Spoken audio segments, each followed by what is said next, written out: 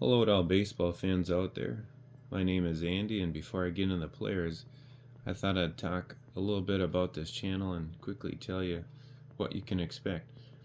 I'm a true fan of the game's history, and baseball is filled with an endless amount of characters, and the older their story is, the more bizarre it gets.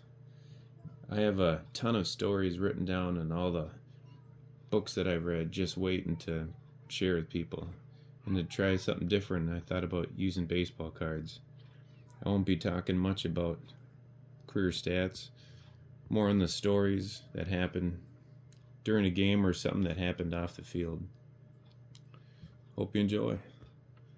First up is George Sisler, who played from 1915 to 1930, mostly for the St. Louis Browns, a team that eventually moved to Maryland in 1954 to become the Baltimore Orioles. He was quite known for decades of having the record for most hits in a season with 257. He eventually got passed by the Japanese star Ichiro Suzuki. Sisler was also a great defender. They say he fielded first base with the grace of a dancer, but at the beginning of his career, he was used as a pitcher. In fact, his idol was the great Walter Johnson. Walter was most likely the greatest pitcher of all time, and as luck would have it, on one occasion, Sisler's pitching opponent was none other than the big train Walter Johnson. To his surprise, he beat Johnson 2-1. Sisler was quoted about the outing saying, "I looked over as soon as the game ended to see if Johnson was in the dugout. I had the impulse to say something, maybe even tell him I was sorry, but he was gone." Back to Ichiro Suzuki. He always had the word concentration written in his glove, even before he was a teenager. His father was so certain of his son's future greatness that he saved Ichiro's shoes, toys, clothes, and baseball equipment for an Ichiro Suzuki museum that he was sure that was going to be built someday. And it did. He would hit the ball with ferocity during batting practice, yet guide the ball during games. Ichiro quietly wrote the largest check any player has ever written to the Negro Leagues Baseball Museum. One of the most famous Negro League players was Satchel Paige. Joe DiMaggio said Paige was the best and fastest pitcher he ever faced. Even Ted Williams once said Satch was the greatest pitcher in baseball. Satchel himself had a lot of great quotes.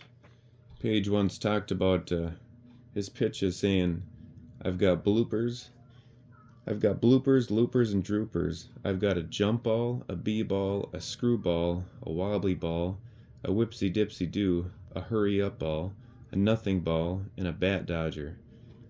My b-ball is a b-ball because it'd be right where I want it, high and inside. It wiggles like a worm.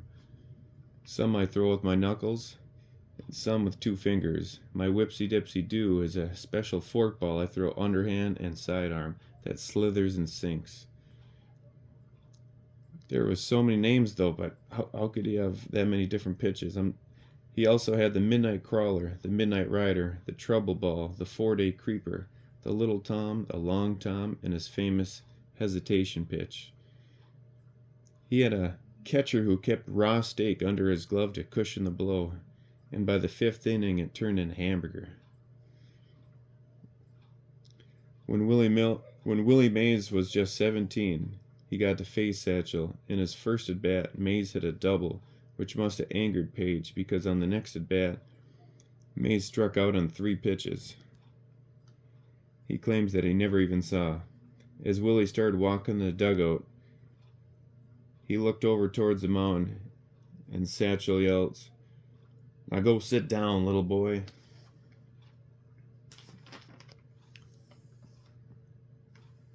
Next up, Yankees first baseman Lou Gehrig. When he was younger, He loved the New York Giants. At the age of 18, he was fortunate enough to try out for them and even got 6 consecutive home runs in batting practice.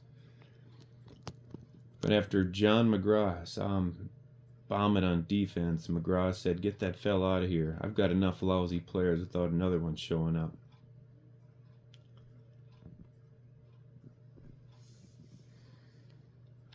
Lou was so poor that when he went to his first spring training with the Yankees in 1923, he was going to quit and get a dishwashing job because he only had $12 to his name. But then the Yankees gave him meal money for the trip north. Sometime toward the end of his career, Jimmy Powers, a longtime sports writer, in 1940 wrote, "Why the back-to-back-to-back World Series champs were suddenly playing bad. He said that Lou Gehrig has spread his disease to the whole team. Why else could the four-peat champs be 10.5 games back and even have an 8-game losing streak?" Gehrig read the column and was overcome with fury and deep depression.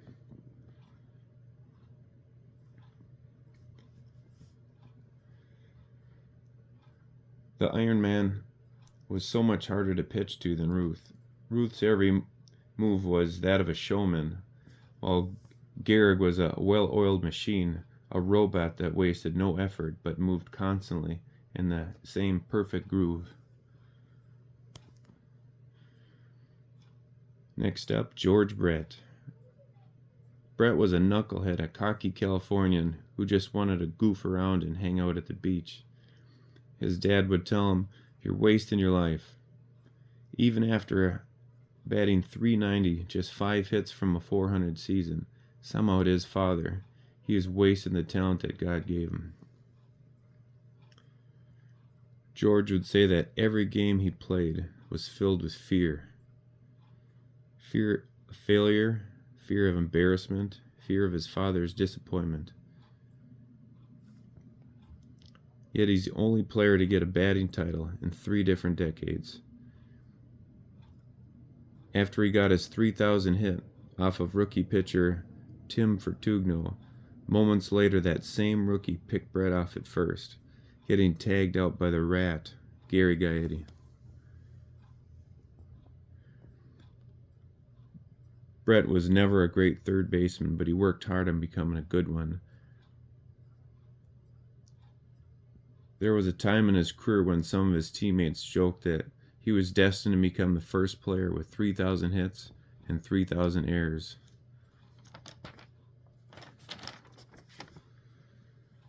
Next, Henry Aaron. Aaron would order a dozen bats at the end of the year and rub a Coke bottle over and over on the barrel to thin it out a little. The toughest pitcher he ever faced was Stan Williams, part because he was big and could throw hard, but also because he was crazy and carried a hit list inside his cap. Muhammad Ali once said, "The only man I idolized more than myself is Hank Aaron." Aaron has talked about how the closer he got to breaking Babe Ruth's home run record, the more terrible hate mail he got, and he read every one. He said, "I had to know what I was up against." For many years after he broke the record, he did not want to celebrate it. The pain was too fresh. All right, Greg Maddux. Greg didn't have a high 90s fastball that leaped over bats, or a changeup that would break your heart, or a slider that buckled the knees. He didn't have one of the greatest curveballs of all time, or a knuckleball that danced the whole way to the batter's box. He did have 10 feet. Tim, it didn't matter that the pitch wasn't soaring in at 98 miles per hour at the 60 feet 6-inch mark. He had that late movement. What his ball did in that last 10 feet was his game changer.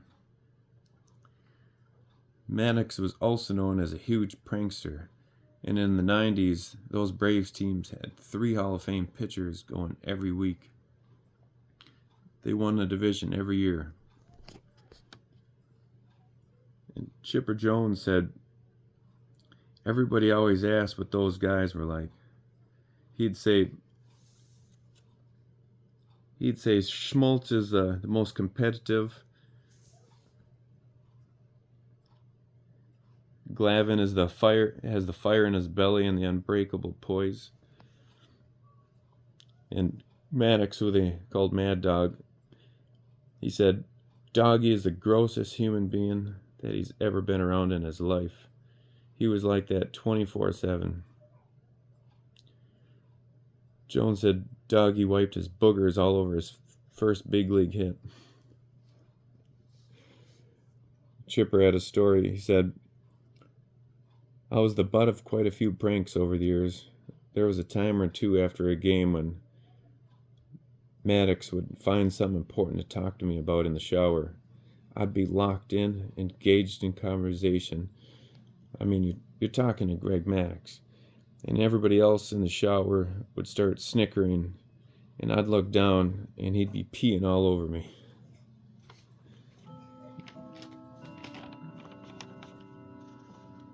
Next is Harmon Killebrew. Killebrew gave credit of his raw power to growing up in Idaho. As a young teenager, he started a job hauling 10-gallon milk cans around. Each one would have weighed over 86 pounds. Not bad for a 14-year-old. He ended up doing that job for 4 years. Known as Killer, he was always soft-spoken and considerate with those who approached him. He was never thrown out of a game, nor did he even throw his helmet in anger.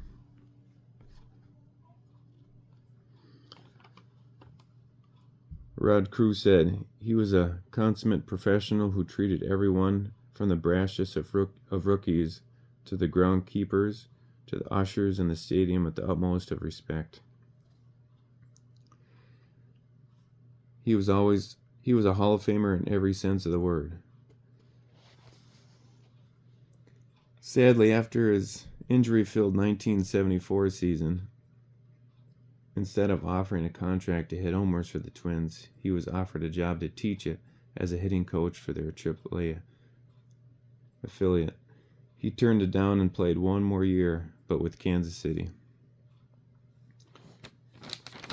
And for the grand finale, someone who was quite opposite as Harmon.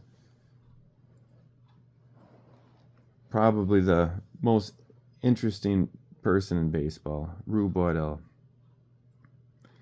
He's one of the greatest left-handers of all time. He was Koufax before Koufax. If you could keep him focused. He sometimes would leave the pitching mound in the middle of a game to chase a fire truck going by. He would sneak under the stands and play marbles with the kids, or go in the stands and sell hot dogs. He had these huge hands. He could encircle a baseball with his fingers like an ordinary man would with a billiard ball. He climbed inside of a cage at a zoo to play the bears. He wrestled alligators at a circus. He stood in a window at a local department store pretending to be a mannequin. He tried teaching geese how to skip rope. One time he pitched the first game of a doubleheader. After the pitcher for game 2 was found drunk, Waddell had to pitch the second game, but in the second inning, a liner hit him right on the forehead and knocked him unconscious for about 5 minutes. He insisted on staying in the game and never let another guy get to first base. After the game, the opposing manager told him no one but a Rube could recover from an incident like that and finish the game. A Rube meant that they thought you were stupid and uneducated because they were from the country. Nonetheless, baseball lore has always held left-handers to be the nuts of the game. That'll do it for this episode. Hope you enjoyed it. Please let me know your thoughts, good or bad. And please consider to like and subscribe. Until next time, see you at the ballpark.